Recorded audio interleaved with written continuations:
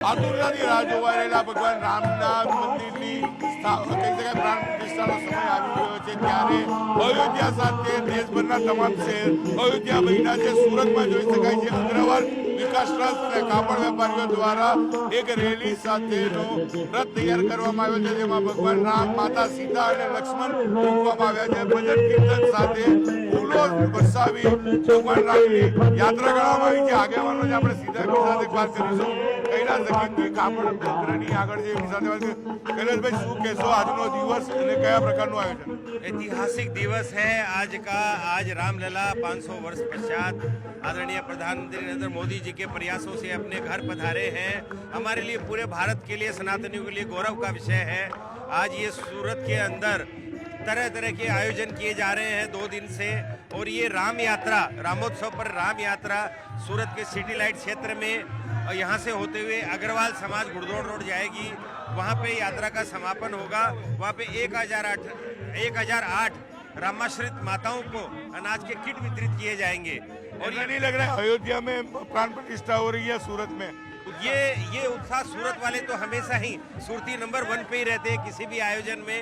और भगवान रामलीला का तो ऐसा है कि पूरे भारत में, मैं नहीं कहूँगा पूरे विश्व में, तो सूरत कैसे पीछे रह सकता है। પુરુષો સાથે મહિલાઓ પણ રેલીમાં મોટા પ્રમાણમાં જોડાઈ છે. આપણે એમની સાથે પણ વાત કરવાનો પ્રયાસ કરીશું. શું કહેવું છે, કારણ કે ઉત્સાહ તમામમાં જોવા મળે છે. જે રીતે કહી શકાય છે. આપકા નામ? मुस्कान। मुस्कान मुस्कान जी, क्या कहेंगे आज के दिन को लेकर? 500 सालों से जो चल रहा था उसके कारण आज हम लोग के उत्साह में बहुत ही उत्साह है। यहाँ पे सूरत में बिल्कुल दिवाली जैसा माहौल हुआ है। हर जगह लोग धूमधाम से भगवान की सवारी निकाल रहे हैं और उत्साह मना रहे हैं। बिल्कुल। अन्य महिलाओं से क्या कहेंगे आप?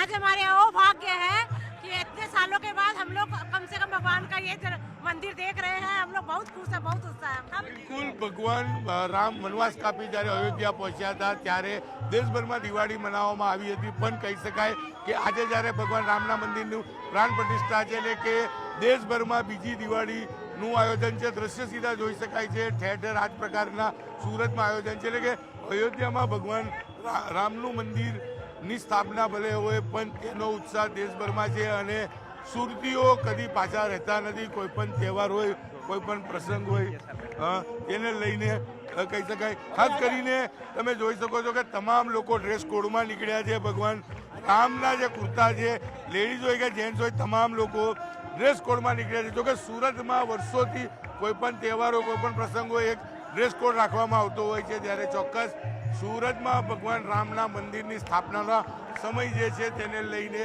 ઉત્સાહ જોવા મળી રહ્યો છે. કેમેરામેન ભરત બ્રહ્મભટ્ટ સાથે કીર્તેશ પટેલ, ન્યૂઝ 18 ગુજરાતી, સુરત.